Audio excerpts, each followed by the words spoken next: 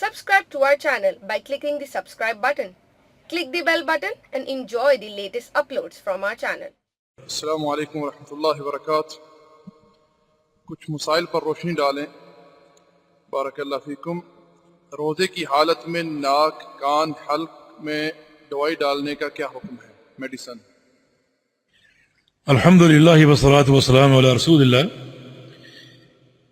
یہ حلق یا ناک یا کان میں دوائی ڈالنا روزے کی حالت میں ممنوع ہے، کیونکہ اگر ناک میں ڈالیں گے، کان میں ڈالیں گے تو وہ بھی حلق میں جائے گی، اور حلق میں اگر کوئی چیز پہنچ جائے تو روزہ ٹوٹ جاتا ہے. اس لیے یہ تینوں عمل جو ہیں وہ جائز نہیں. جی اگر ناک کا معاملہ ایسا ہو یا کان وغیرہ کا معاملہ ایسا ہو کہ ظاہراً کوئی زخم ہے، اس پر دوائی لگائی جا سکتی، لیکن اگر آپ اندر اس کو پہنچا رہے ہیں تو پھر وہ حلق تک جائے گی، وہ درست نہیں. جی اسی طرح کچھ لوگ حلق میں بخاخ لیتے ہیں تنفس کی وجہ سے، جن کو دمہ وغیرہ کی ٹی بی کچھ مرض ہوتا ہے تو ان کے بعد یہ بخاخ کی کیا شکل ہے؟ یہ ہوا ہے یا کوئی تری نکلتی ہے؟ ایک پمپ نما شکل ہوتی ہے وہ تو ٹھیک ہے، لیکن یہ اس کا استعمال جو لوگ کرتے ہیں وہ جانتے ہیں، یعنی صرف ہوا خارج ہوتی ہے اس بخاخ سے، یا تری ہوتی ہے نا؟ اگر تری ہے پھر ناجائز ہے، پھر جائز نہیں.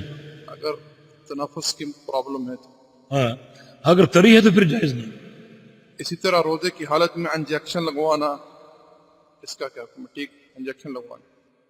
دیکھیے انجیکشن کی دو حیثیتیں ہیں، کیونکہ انجیکشن جو ہے وہ ظاہر ہے کہ اس کا اثر حلق میں نہیں جاتا، تو اگر تو طاقت کا ہے تو پھر تو وہ جائز نہیں، اور اگر کسی عام بیماری یا مرض کا ہے تو وہ لگوا سکتے ہیں، کیونکہ انجیکشن کی دوائی جو ہے وہ حلق سے بدن پر نہیں اترتی بلکہ دوسرے راستے سے اترتی ہے، تو اس کے استعمال میں حرج نہیں ہے. لیکن طاقت کا انجیکشن نہ ہو کہ روزے میں کمزوری ہو رہی ہے، اس کو دور کرنے کے لیے وہ جائز نہیں. اگر روزے دار سنگی لگوائے یعنی حجامہ کروائے، یا اس کو بغیر قصدن الٹی آ جائے، قے آ جائے، تو اس کا کیا حکم ہے؟ اگر وہ حجامہ کرتا ہے، حدیث میں آتا ہے کہ افطر الحاجم المحجوم، کہ حجامہ کرنے والا کرانے والا دونوں مفطر ہو گئے، دونوں کو روزہ ٹوٹ گیا. لیکن حدیث میں آتا ہے کہ نبی علیہ السلام نے روزے کی حالت میں جب حجامہ کروایا تھا، تو اس کا جواز تو ہے، ثابت تو ہے، مگر آپ صلی اللہ علیہ وسلم کا یہ فرمانا کہ حاجم اور محجوم دونوں بے روزہ ہو گئے، دونوں کو روزہ ٹوٹ گیا، یہ ایک قسم کی وعید کے طور پر بیان فرمایا کہ جس نے حجامہ کروایا ہے اس کا خون خارج ہوا ہے، تو اس کے بدن میں کمزوری آ سکتی، اور یہ کمزوری اس کے افطار کا سبب بن سکتی. اور چونکہ حاجم جس نے حجامہ کیا ہے وہ سبب بنا ہے، اس لیے وہ بھی اس میں شامل، تو اس لیے آپ نے یہ بات فرمائی.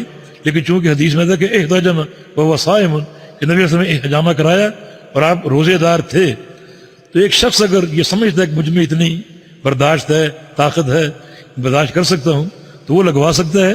اور اگر ایک شخص سمجھتا ہے کہ مجھے کمزوری بڑھ سکتی ہے اور یہ افطار کا سبب بن سکتی ہے، وہ اس سے گریز کرے. جو مزدور گرمی میں کام کرتے ہیں، کیا ان کے لیے بھی روزے کی کوئی رخصت ہے؟ رخصت نہیں ہے ان کے لیے، صرف مسافر اور مریض کے لیے ہے. مریض اگر صحت مند ہے اور گرمی میں کام کرتا ہے تو روزہ برداشت کرے، اللہ تعالیٰ اس کو اس کا اجر دے گا.